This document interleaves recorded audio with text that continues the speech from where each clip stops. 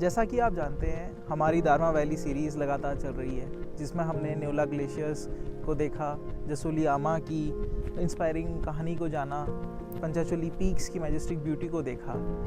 लेकिन आज हम जिस वीडियो की बात करने जा रहे हैं वो सिर्फ एक ट्रैवल व्लॉग नहीं, बल्कि एक बहुत बड़ी जानकारी। फरवरी 2026 को उत्तराखंड गवर्नमेंट ने गढ़वाल और कुमाऊं रीजन्स के 83 मेजर हिमालयन पीक्स को एक्सपेडिशन के लिए ओपन करने और प्रमोट करने की घोषणा की है। ये सिर्फ एक टूरिज्म अपडेट नहीं, एडवेंचर इकोसिस्टम में एक मेजर अपडेट है। अब उत्तराखंड सीरियसली पुश दे रहा है माउंटेनियरिंग और हाई एल्टीट्यूड एक्सपेडिशंस को। पहले जब आपको किसी माउंटेनिंग पीक पे क्लाइम करना होता था तो आपको आईएमएफ, जो कि इंडियन माउंटेनियरिंग फाउंडेशन है, उससे परमिट लेना होता था। इसके बाद आपको फॉरेस्ट डिपार्टमेंट की परमिट चाहिए होती थी, और इसके अलावा कई अलग चार्जेस भी होते थे, जैसे base camp charges, wildlife charges, trekking climbing charges. तो इससे क्या होता था कि जो प्रोसेस है वो काफ़ी कॉम्प्लिकेटेड और टाइम कंज्यूमिंग हो जाता था, और कई बार जो आपका प्रोसेस है उसी में आपका टाइम काफ़ी कंज्यूम हो जाता था। कई बार क्लाइंबर्स को मल्टीपल ऑफिसेज़ के चक्कर लगाने पड़ते थे। अब हम जानेंगे जो न्यू अपडेट आया है उसमें क्या हमें चेंजेस देखने को मिल सकते हैं। तो न्यू चेंजेस के तहत उत्तराखंड गवर्नमेंट ने डिसीज़न लिया है कि वो अप्लाइंग प्रोसेस को और सिंप्लीफाई करने जा रहे हैं, जिससे होगा ये कि क्लाइंबर्स को मल्टीपल ऑफिसेज़ के चक्कर नहीं काटने पड़ेंगे, एप्लीकेशन प्रोसेस और सिंप्लीफाई होगा, और पहले जो क्लाइंबर्स के बीच में जो कन्फ्यूजन होता था वो भी कहीं ना कहीं इससे दूर होगा। इससे गढ़वाल और कुमाऊं रीजन्स दोनों को काफ़ी फ़ायदा मिलेगा। गढ़वाल रीजन, जहां चौखंबा, शिवलिंग, भागीरथी जैसे आइकॉनिक पीक्स हैं।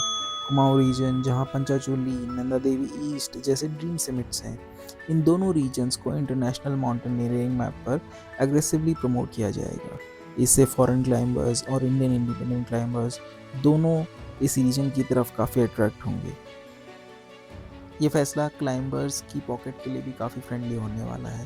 पहले जहां वाइल्ड लाइफ फी पर पर्सन पर डे लगती थी, अगर एक्सपेडिशन एक महीना चलता तो हज़ारों रुपए एक्स्ट्रा खर्च हो जाते थे। अब सिंप्लीफाई सिस्टम से एक्सपेडिशन कॉस्ट कंपैरेटिवली मैनेजेबल हो सकता है। यह खासकर अल्पाइन स्टाइल क्लाइंबर्स और सेल्फ सपोर्टेड एक्सपेडिशंस के लिए एनकरेजिंग न्यूज़ है। इससे लोकल इकोनॉमी को भी बूस्ट मिलेगा। माउंटेनियरिंग सिर्फ समिट नहीं होता है, ये लोकल लाइवलीहुड भी है। Porters, local guides, home stays, transport, trekking agencies, सबको बूस्ट मिलेगा।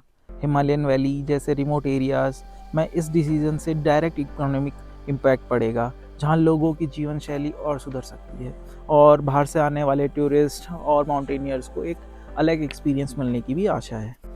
जो परमिट प्रोसेस है अब ऑनलाइन हो चुका है। इसके लिए अब आपको एक एप्लीकेशन, अपना डिजिटल एप्लीकेशन फाइल करना होगा, और इस प्रोसेस के लिए आपको Uttarakhand mountaineering promotion portal website पर जाना होगा, जहां आप जाके हर समिट का पीक जो है बेसिकली उसकी अवेलेबिलिटी चेक कर सकते हैं। एक्सपेडिशन लिमिट्स को आप देख सकते हैं, ऑनलाइन अप्लाई कर सकते हैं। लेकिन ध्यान रखें, आईएमएफ जो कि इंडियन माउंटेनियरिंग फाउंडेशन है, उसकी जो क्वालिफ़िकेशन क्राइटेरिया है वो अभी भी लागू होगी, यानी बेसिक माउंटेनियरिंग या एडवांस माउंटेनियरिंग सर्टिफिकेशन ज़रूरी हो सकता है, तो इस बात का ध्यान ज़रूर रखें।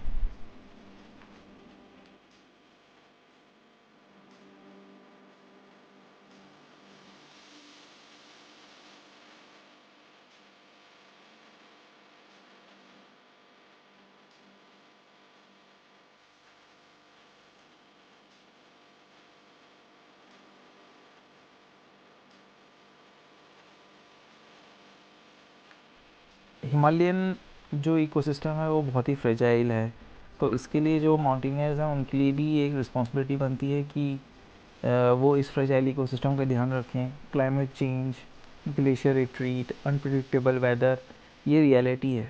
इसलिए responsible tourism, waste management, local participation, ethical climbing, ये सारी चीज़ें बहुत ज़रूरी हो जाती हैं। तो इसलिए एज अ रिस्पॉन्सिबल क्लाइंबर और रिस्पॉन्सिबल ट्रैकिंग और क्लाइंबिंग एजेंसी आप इस चीज़ का ध्यान ज़रूर रखें। जब हम न्योला ग्लेशियर के पास खड़े थे तो महसूस हुआ कि माउंटेन्स जितने एडवेंचरस हैं उतने ही एक हेरिटेज की तरह भी हैं।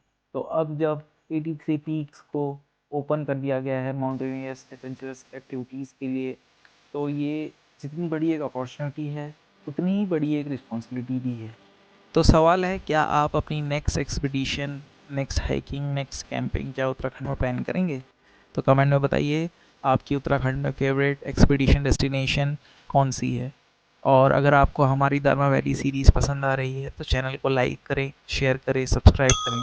मिलते हैं हम अपने अगले एपिसोड में, जिसमें हम लेकर आएंगे दारमा वैली का एक और अनदेखा ग्लेशियर। तब तक के लिए थैंक यू।